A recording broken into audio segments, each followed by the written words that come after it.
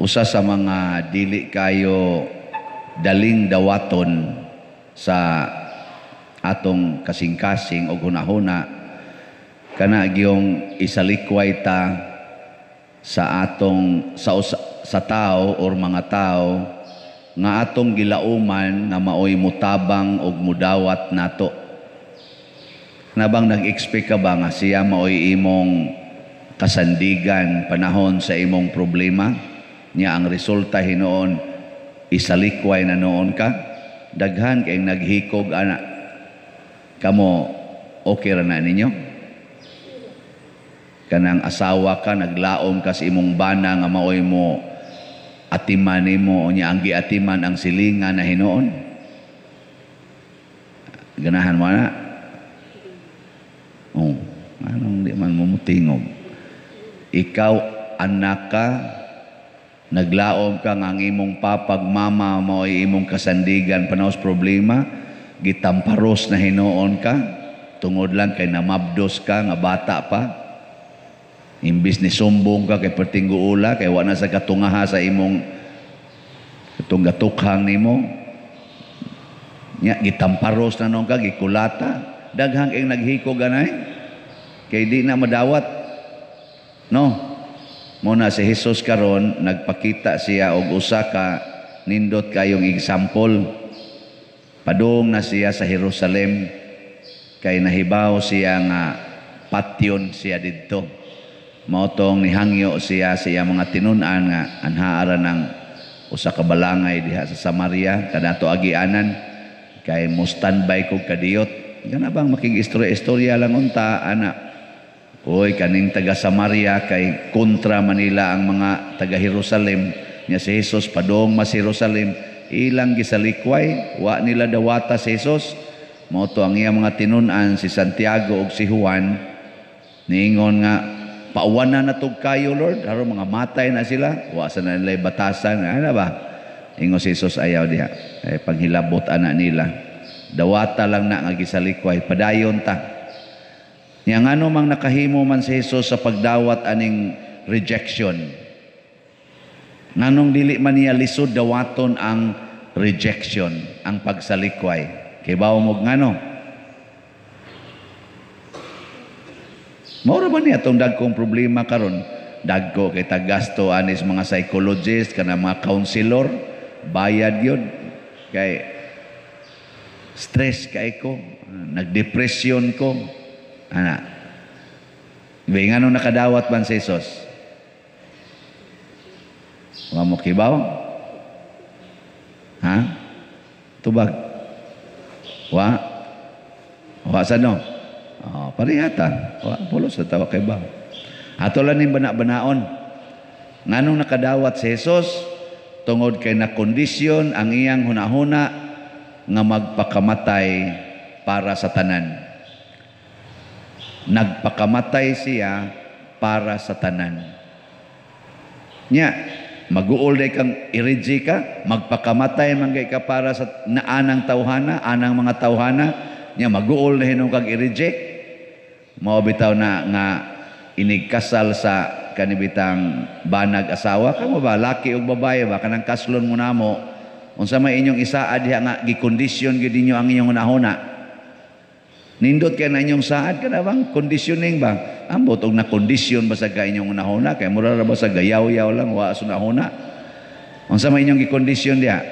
Sukad karong adlawa, bisan unsay mahitabo, maayo o dautan, sa kasakit, sa to? Sakit o kalipay, sa kahamugaway o sa kapitos, hangtod ang kamatayon mobulag kanato from this day forward for better or for worse, for richer or for poorer, in sickness and in health, till death do us part.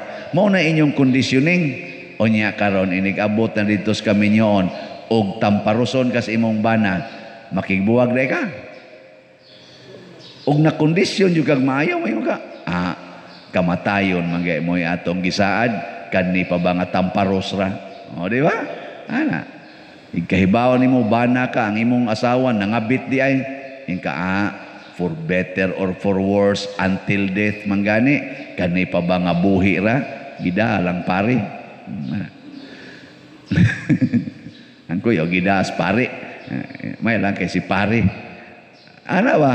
Kung nakondisyon ka ana, di ka masuko, di ka maguol, ug mao na mulungtad ang relasyon. Dili mabungkag karon porti natong daghanang broken families. No, kamo wa pa mo diha mabroken. Na, sige, tubag. Sige na ba sa mong simba-simba nya di mo dawat sa bana, di mo dawat sa asawa, gibuwagan. Di abta ko'y gimisahan nga mga kuan ba grupo nga daghan day kay adto nga buwag sa bana, nya mga Diyos nun kay tanan ba. Nako, kumusta mang inyong relasyon sa inyong mga bana? Gipanguli na namos Ginoo pader. Nako mga naong biya ninyo. Gatuog yun mo makasod mo sa langit o wa mo'y maayong relasyon sa inyong bana, patay mo, impierno mo. Bisag unsaon pa niyong luhod-luhod din Nya gadumot kas imong bana, tungod lang kay nangabit, gidumtan pag imong kabit, usa lang gani katao imong dumtan, wa na, impierno na ka, duha pag yung kabuk imong gidumtan, purting impierno ha. Higugmaan na silang duha o, bahalag sila, wa mahigugma nimo. Sama ni Jesus ba? Nahigugma ra siya sa mga Samarianhon, bisag wa mo, kana gani higugma niya, langit dayon. Anong di man mo muuyon sa akong isulti? Mura man mo hinog na bugatan? Lisod yun kayo? Muna si San Lorenzo Ruiz di Manila, iyang gipakita nga andam siyang magpakamatay para sa tanan. Dili lang para sa mga Filipinos, apil pod para sa mga Japanese. Di lang para sa mga Japanese, sa tibuok yung katauhan sa Dios sa tibuok kalibutan. Pakamatyan ko ni. Maunang bisag torture siyag maayo, wa gyud mo atras, do na pagani siya gisulti nga porting ninduta. Tanawan ng iyang gisulti.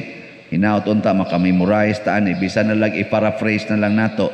Ningon siya dinhi, I shall die for God, and for Him I would give many thousands of lives if I had them. Wa mo sabot ato no? Atong binisayon, ako magpakamatay para sa Ginoo o para kaniya akong ihalad ang akong kinabuhi bisan pagtagaan ko og 1,000 ka kinabuhi kun ugaling mantagaan ko ihalad gyapon ako nas Ginoo. Kita kusog itang manalipod sa atong kinabuhi, di kita gustong ihalad para sa Ginoo sa atong isikataw. Pero si San Lorenzo, bisag tagaan pa siya 1,000 ka kinabuhi, ihalad gid niya sa Ginoo. Pasabot, bisag balik-balikon pa kog martir 1,000 times, ako nang dawaton. Maunay murag pinakaminsahi niya. Mao sa na ang mga asawa o mga bana, sa inyong kaminyoon, mamartir baya gyud mo. Ako sa day, sa akong pagkapari, wa sa day ko mamartir, ka na bang masakitan ka ba? Kanang pasakitan ka or masakitan ka? Wa di mo ana day. Oy. Mga naong ninyo. Sus. Sa naong palang nyo daan, sakit na tanawon, oy. Nya muna imong sudongon kada adlaw. Sus. Nya kamo mga hinimbahon pagay mo. Labaw na tong inyong mga paris kinabuhi nga way simba-simba. Napagi inyong mga anak ng gawas porting tapulana. Sus, nanang kasakit. Mamartir ka, we. Kami sa di ay igtanaw nimo nga wa gyud kayo ikolekta. Martir sa kay dupan, sus, binusas kolekta. Sige tagpamaligyag slots, minus kayo halin. Pero karon bitaw dako-dako na taghalin. Dako taghalin Pila naman itong halin diri. Makapa dasing sa doy. Atong halin 21,849 na. Di ba? So, nindot na kayo. Pero duha na lang ni kaadlaw. Karon pizza 30 i-close tanan ni. Napay nahibilin nga 7,651. Gahapon ingon man ko ato 1,000 challenge. 8 pa man to gahapon, 8,000 pa man to. Nako ingon di ba ingon ko gakinahanglan na tag 8 ka tawo nga mopalit og tag 1,000 slots. Hangtod karon wa pa ni palit. Pero sakdi lang ni os-os masad kato ding namalit og tag 1 slot, 5 slots, 10 slots, di nios-os yun. O karon 7 na lang. So kinahanglan na lang tag 7 katag 1,000 slots. Kisay mo punit diha sa 1,000 challenge. Wa gyud si kung follow up sa akong mga text. Ni sakit na lang ako matag binasa wa gyud 1,000. Ningon tingnan nga suluha oroy padre kadako na nimong halin. Sige pud kag pangayo. Di man gud ni ato pagtiwas man unsa man pagkatiwas anang gitukod og dili ni nato makuha ang budget nga mao man ay giset nga cost of construction. Bisan pag moingon ka nga ay 3,000 slots na malay nahibilin. May mahuman di ito nga mao man ay budget. Di gito mahuman. Ato ginang bayro nun. Ay pag-ato na lang ng paliton karon. Ngayon unya pa man nimo abutan kas kamatayon. Di na hinoon ka makabayad, hinoon sa imong tag ihatag. Sunod lang na. Ay makaabot pa day ka ugma. Karon yun. Tiksi dayon ko. Pader. Angkon kog 1,000. Katubitang ni palit nato dinig 2,000 slots. Inomdom ato takong i-announce 2,000 slots. Karong adlaw nag-celebrate sila sa ilang 25 years in marriage. Atong iampo ha. Di lang ako ipailangan kaya di man siya gusto nga maibawan sila. Pero karon 25 years na sila sa ilang kaminyoon, wa sila'y anak. Wa hatagis Ginoo anak, porting buutana. Active kay sa simbahan. Muna dili man ni sila dato, matawag raman ni nato sila middle class, pero nipalit og 2,000 ka slots. Ato kang pakpakan Ginoo tungod ani. Iampo nato nga sila magpadayon sa ilang kabuutan ug sa pag-atiman sa mga daghan kay mga tao labi na gyud sa ilang mga sakop diha sa ilang negosyo. Grabe kay silang mupangga sa ilang mga katawhan, sa ilang mga trabahante. Yano kay silang kwan. Kagabi ako to silang i-congratulate nako kay magpamisa lagi sila karon. Ako lagi ning special mention. Di man jud ko tig-mention dinhi og pamisa pero kani i-mention ko ni ang ilang pamisa nga nagpasalamat sila sa ilang 25 years. Kay kuyawan man ko mag-mention ko dinhi sa kanang mga pamisa kay moingon sa nang uban niya kami sad pader i-mention. Ako sang ingnon palit sa mog 2,000 slots. Ako mo i-mention. Abisag 1,000 lang. I-mention ta mo dinhi. Basta mo palit mo ana 1,000 slots. So mo gini special gini nako silang gi-intention niya ako silang giingnan kagabi nga kana ganing congratulations ugma i-mention ta mo sa akong misa sa ayaw lang taong amungan pader nako lagi di lagi inyongan ang inyo lang gibuhat sa simbahan. Dili wa sila mo palit og 2,000 slots para aning parokya nga akong giatiman kung dili para sa Kapilinha di Fatima nga atong gitukod sa Archdiocese. So ang ilang gugma wa nako wa sa akong parokya kung dili sa simbahan. Pagkanindot na kinaiya. No? Nya wa to gahig anak. Nganong wa man tagaig anak sa Ginoo nga naa man sila ikagasto, mga buutan sad kaayo, maampuon kaayo, ni ano'y mga buangon nga way gikagasto, gapusot-pusot ang anak, lain-lain pag yung amahan. Maka suot lang kadiyot sa hagunoyan, igawa suka-suka dayon. Ni ano'y pinahimutang suod sa 25 katuig, gipangkapoy na lang tingali ni sila, wa ginoon. Nagani uban gapalaygit na. Na uban porting pamasok anang ayudi, siging inom anang pills, ni ahinoy sigig luhod sa Ginoo, sige pag-atiman simbahan, wa tagai. Ngano man, kay ang Ginoo ra gyud magbuot. Dinhi nato makita unsa ang gahom sa Ginoo nga dili gyud pariha sa atong masabtan. Pero nakaanak pa sa dislag 12 ka buok, siguro gyud kong di gid mo palit og 2,000 slots. Di gini mo palit. Ambot kaabot baka 1,000 slots. Maglisod gani tingali sa 1 slot. Labi nagbadlis na mga sipon aris mga anak. Wa na kay kabuta nga kapalit og diaper. Kinsa pag mo palit og 1 slot? Matanawa, way anak. Nakabinipisyo ta. Nakabinipisyo ang simbahan. Kaya nga naman, bisan pagwa sila tagaig anak, maghilak ko in taon ko nuning asawa. Katubang bago pa silang minyo ba, mga first 5 years, 10 years ilang marriage, nigabot in taon sa iyang monthly period, maghilak siya. Lord, wap agidi ay, ana. Pero karon nakadawat na kuno siya. Ana. Niingon ganito, magsabot sad mi pader, basig among punan ang among gipalit og slat. Ingon ko, uy, ayaw in taon kay dako na kay mo gipuno, pero sa akong kasing-kasing, puni.